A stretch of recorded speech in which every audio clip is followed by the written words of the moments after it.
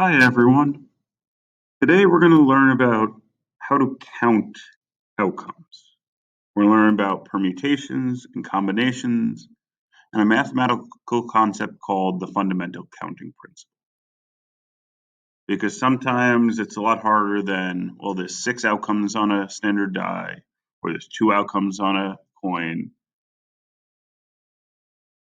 So let's learn about permutations and combinations. So first I want us to talk about randomness and kind of the basic probability. So look and answer these warm-up questions. I have 2 tickets to a baseball game, 5 friends who want to go, but can only take 1 friend. How can I fairly create randomness to randomly decide instead of just picking my best friend? Okay, then I'm going to roll a die twice, probability roll an odd and then a multiple of 2, and then probability of flipping a coin 3 times, get exactly 2 heads. Pause the video, take some time, write out the sample spaces, think of how many total outcomes and how many successes.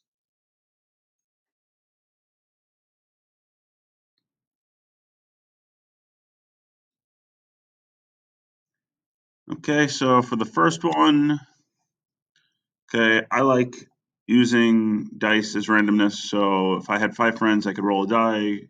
Friends get numbers 1, 2, 3, 4, 5, and 6 could be the roll again. Or maybe 1 can be the roll again. But everyone has the same outcome, it's fair.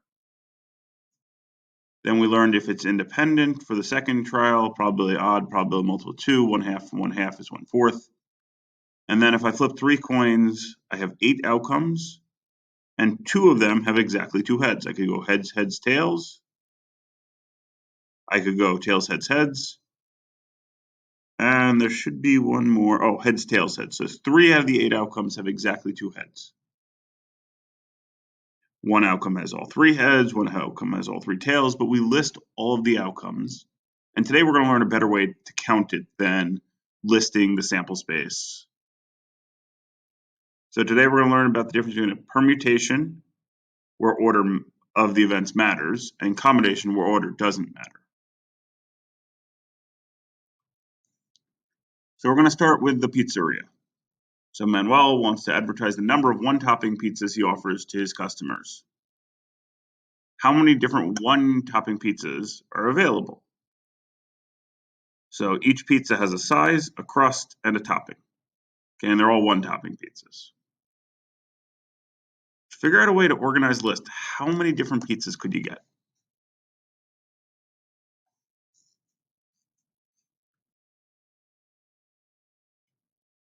Now, one way we do this in math is called a tree diagram, a probability tree.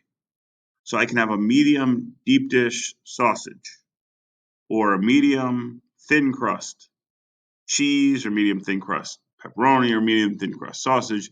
And if I look here, I have lots of outcomes. Okay, I have 12 different outcomes. Now this tree isn't too bad because it's got 2 branches, which each split into 2 branches, which each split into 3 branches. But in math, we want a way to generalize this for if it's got 15 sizes and 3 crusts, and most pizza places have like 20 toppings. And making that tree wouldn't be helpful, so we have a counting principle for this. It's called the fundamental counting principle. So if I want to pick one item from column A and one from column B and one from column C, I can multiply the possibilities of each event together. So in the last one, there was 2 sizes and 2 types of crust and 3 toppings. So let's look at this one. I'm making a meal. Okay, maybe I go to a sandwich place. Okay. How many different meals can I make from picking a sandwich with 1 side, with 1 dessert, and 1 drink?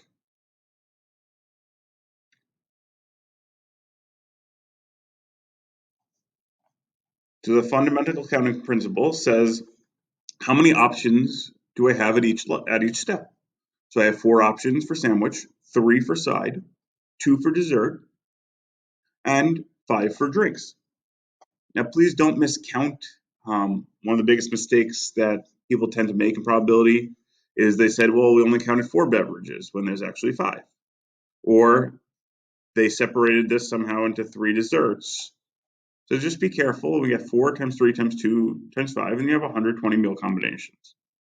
And this is how companies are able to say we have a million possibilities. Because this number starts to get really large if you have lots of different options and then lots of different decision points. Now you guys get to try it out. Okay, we'll deal with my wife's car. So read the problem, tell me how many different configurations did she have to pick from? And take a guess, what did she pick? What kind of car did she pick?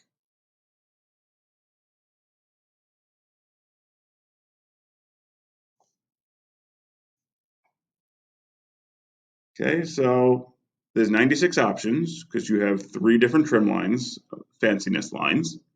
You have 2 transmissions, you have 8 colors, and you have 2 different seat types, and you can only pick one from each. Okay, and she's got a black SUV with lots of features and cloth seats. It's a nice car. Now we're going to deal with a similar situation. Okay, let's say you have 5 favorite songs and you want to put them on a CD and you can listen to them. Now I know I'm old, so CD players are a thing in the past, but let's look at CDs. So how many ways are there to order the 5 songs?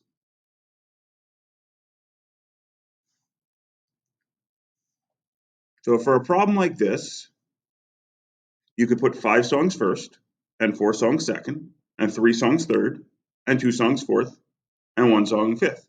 So I like to think about it as at each step, I have to figure out how many options, kind of like the counting principle. So at the first step, I have 5 songs to choose from. But then once I pick, I only have 4 songs and 3 songs, and then 2 songs and 1 song. Now, if I go all the way down to 1, it's called a factorial. So that exclamation point is called a factorial. It just means multiply all of the integers from, in this case, 5 down to 1.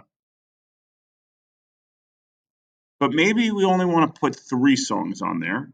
So I only have 3 decision points. So I have a 5, and then a 4, and then a 3. And this is called a permutation. So in a permutation, it's an arrangement of ordered objects. The order matters. So 5p3 means you have 5 items and you want to pick 3 of them. So the second number is how many spaces we need. So I can have 6p2 and I have 2 spaces. I have 6 options first and then 5 options second. So 6p2 equals 30. If you have a fancy calculator, you'll have a permutation button. And if not, we can use multiplication to calculate. Now, combinations are different. So let's say Alex is a counselor at summer camp. I've done that. That's craziness, but it's also very rewarding. How many different combinations of these activities, and to help you count, there's 10 activities. How many different combinations of 3 activities can he pick from?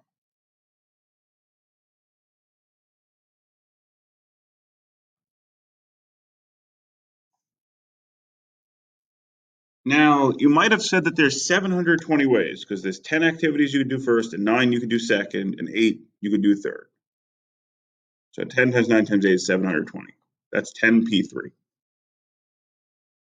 But order doesn't matter because if we're doing archery, volleyball, and painting, we can do volleyball, archery, and painting, and we can do painting, archery, and volleyball. We can do volleyball and painting and archery, and we can do painting and volleyball and archery, and we can do archery and painting and volleyball, and they're all the same activities.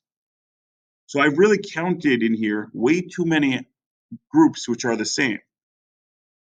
So I've overcounted by 6 times. So I need to take and divide by 6. Okay, there's 3 factorial overcounts. So if order matters, I'm going to use a combination. So 10c3. So combination is when order order does not matter. I don't know why I said order, almost said order matters. So combination order doesn't matter. It's a permutation, but divided by what we count too many times. Divide by the repeats. So in this lesson, and when we count options, we need to think about, does order matter in this situation or does order not? And we need to use some real world experience to determine if order matters. So let's try a few examples. Bella's going to a concert and is going to invite 3 of her 10 friends to join her. Should we use a permutation or a combination? And then using that, how many groups of friends, how many options does she have to pick from?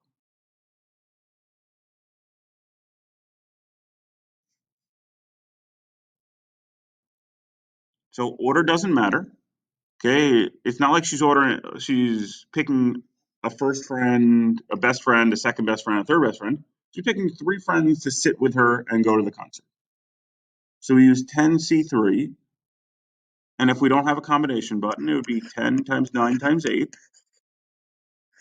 over 3 factorial, which is 3 times 2 times 1. We can do the multiplication, or we can use Desmos, or we can use graphing calculator, and they have permutation and combinations buttons, which we can figure out where they are. Now, one more example for us. Okay, how many outcomes for in a horse race? If there's 12 horses, I want to figure out win, place, or show, first, second, and third place. And then how many ways can I narrow 12 contestants down to 3 finalists? Think about, are those questions the same question or are they different?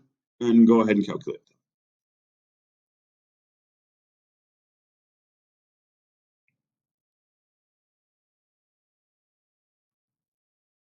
Now, first one order matters. Okay, you get a bigger prize for first place than you do for second place. I want the order of the race. The second one, if there are 3 finalists, okay, everyone moves on to the next round. It's the same next round, then order doesn't matter. I use a combination. And I have 12C3, which is 3 spaces, and then I got to divide by the repeats. So when we're counting, does order matter? If it matters, you use a permutation. If it doesn't matter, you use a combination. And that's going to help us find our denominator, find out the total amount of ways, and then we will use this in probability to find the probability by knowing the number of successes out of the total number of ways.